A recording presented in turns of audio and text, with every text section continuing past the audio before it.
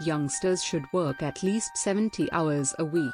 Those were the words of Infosys co-founder Narayana Murthy, a sentiment that sparked admiration in some, outrage in others, and quiet horror in those already drowning in burnout, overwork, and invisible labor. But for one young woman, the statement wasn't just controversial. It was haunting. Because for 23-year-old Rasila Raju, it wasn't 70 hours of work. It was 70 hours of silence, of solitude, of surveillance. She walked into her office on a quiet Sunday, January 29, 2017, for overtime. She never walked out. By nightfall, she was dead. Murdered in the very office that championed discipline, deadlines, and diligence. This isn't just a tragedy. It's a mirror. And it forces us to ask, what is the real cost of hustle culture? We will deep dive into this case, brought to you by the Phantom's Pen.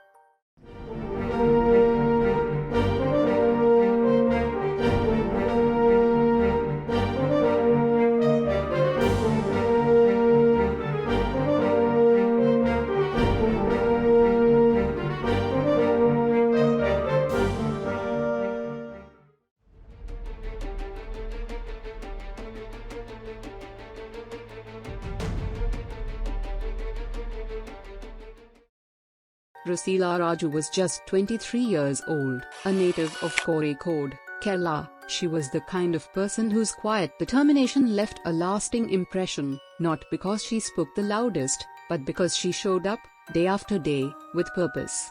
Smart, soft-spoken, and fiercely independent, Rasila had done everything right. She graduated with an engineering degree from a reputed college in Tamil Nadu, a feat that didn't come easy, especially for a young woman from a modest, middle-class background. Like many young Indians, Rasila had dreams that went beyond the borders of her hometown.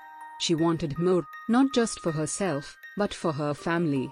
She had worked hard for years to get noticed, and eventually, she was. Infosys, one of India's most prestigious IT firms, offered her a job. It was the kind of opportunity that carried both pride and pressure. A job in the tech world wasn't just a milestone, it was a symbol of progress, of having made it. She was first posted to Chennai, a city far from home, but she adjusted. She learned the rhythms of a new life. And then, in December 2016, she was transferred to Pune, a new city, a new team, a new office. It was all still fresh. She was still settling in, just 2 months into this chapter of her life. By all accounts, Rasila was diligent and driven. Her colleagues remembered her as professional and reserved, the kind of employee who kept her head down and did her job well. She didn't make a lot of noise, but she didn't need to. She was capable, she was trusted, and she was getting things done. At home, though, she was something else entirely. She was the bright star of her family, the first to get a white-collar job in a major city. The one who sent her parents good morning messages over WhatsApp. The one who video called her younger brother. The one who reminded her father to take his medicine. She was the thread connecting tradition and ambition. Her family was proud enough to start planning her wedding. Yes, she was engaged. And like any young woman in love, she had dreams of building a life, of balancing career and companionship. There were conversations happening, both at home and in her heart. About saris and jewelry. About venues and dates. About everything the future held. But then came that Sunday, January 29, 2017. It was meant to be an ordinary day. She had a small task left to complete, something that wouldn't take long. The office was officially closed for the weekend, but Rasila decided to go in alone, thinking, let me just finish this one thing. I'll be done in an hour. She entered the Infosys campus in Pune, swiping her badge as she always did, logging into a world of fluorescent lights, cubicles, and keystrokes. The building was quiet. Almost eerily so. A handful of security personnel. No teammates. No chatter. No noise. Just Rasila, in a vast corporate space designed for thousands. What she didn't know was that someone else had been watching her. Someone she had reportedly complained about before. A man who wasn't supposed to be anywhere near her workspace. What started as just another day of overtime would become something else entirely, a horrifying descent into violence and betrayal, behind glass doors and ID badges. It was around 2 p.m. on January 29, 2017, when Rasila Raju walked into the Infosys office in Hinjawari Phase 2, Pune. The campus was calm, the kind of sterile calm that only Sundays in corporate parks can bring. No buzzing elevators. No meeting room chatter. No office cafeteria queues. Just a cavernous silence stretching across floors of glass, metal, and artificial lighting. She entered the 9th floor, her assigned floor, badged in, took a seat at her desk, and began her day's work. It was supposed to be a quick, uneventful task. A few updates, some bug checks, maybe a report or two. Something she could finish off in a few hours. Her laptop flickered to life, the cursor blinked, and Rasila began replying to emails. At around 2:30 p.m., she joined a conference call with her remote teammates. They exchanged updates. She sounded normal, calm, focused, as she always was. Her voice was steady. She spoke when needed, listened intently, and then got back to her tasks. Everything seemed routine, but sometime after 5:30 p.m., Rasila stopped responding. It began subtly, a missed reply, a delayed response. Maybe she was distracted, her team thought. Maybe she stepped away to grab tea, or was deep in a line of code. It happens. Her manager pinged her again. Still nothing. More time passed. The pings became more frequent. The unease began to creep in, and then came that unmistakable knot in the stomach, the kind that tells you something is wrong before logic can catch up. Her manager picked up the phone and called campus security. He asked them to go up to the 9th floor. "Can you just check if she's there?" he asked. Security obliged. When they reached her desk, her chair was empty. Her ID card was still active, still logged in. Her laptop was open, untouched. Her phone was lying on the desk. Her bag beside her chair. But Rasila was nowhere to be seen. They searched the area, the washrooms, the stairwells, the corridors lined with motivational posters and mission statements. And then they checked the conference rooms. That's where they found her, in one of the smaller rooms tucked into the far end of the floor, behind a glass door with the blinds drawn. She was lying on the carpeted floor. Silent. Still. Lifeless. A RAN cable was wrapped around her neck. The kind of cable used every day in those offices, to connect, to enable, to power communication. Twisted into a weapon. There were bruises on her face. Evidence of a struggle. But no witnesses. No sounds. No alarms. Just Rasila. Alone in a conference room. In the building where she came to work. In the company that promised opportunity. In a space designed for innovation, not violence. The floor that began as a place of routine had become a silent crime scene. By the time paramedics arrived, it was too late. Rasila Raju had been murdered. Inside her office. During work hours. On a Sunday afternoon. As news of Rasila Raju's murder broke, a wave of disbelief rippled through the Infosys campus and beyond. This wasn't just a personal tragedy, it was a brutal, calculated crime inside a supposedly secure corporate space. A place where thousands of employees spent most of their waking hours. A place filled with biometric scanners, ID badges, surveillance cameras, and 24/7 security. So the question arose, how could this happen? Investigators began combing through the floor, interviewing employees, analyzing digital footprints, reviewing security logs. And one detail stood out almost immediately. The 9th floor was a restricted zone. It was supposed to be accessible only to authorized personnel, employees with valid badges. No external visitors. No unaccompanied staff. And certainly, no security guards without clearance. But the CCTV footage told a different story. There, in the grainy black and white playback, investigators spotted a man moving across the floor, a man who shouldn't have been there at all. His name was Bharbain Bharali Sekia, though he used an alias, Samson D'Souza.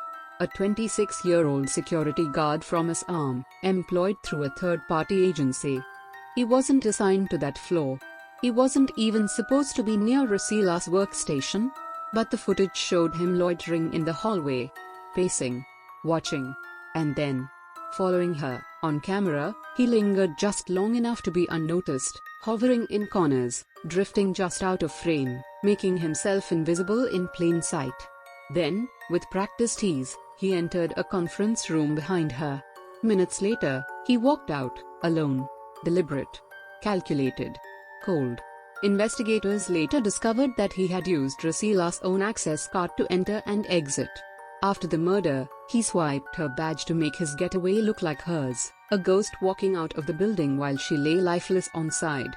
He then left the Infosys campus and boarded a train, headed all the way to Mumbai, disappearing into the chaos of Indian railways, like so many people do after doing something they can't undo.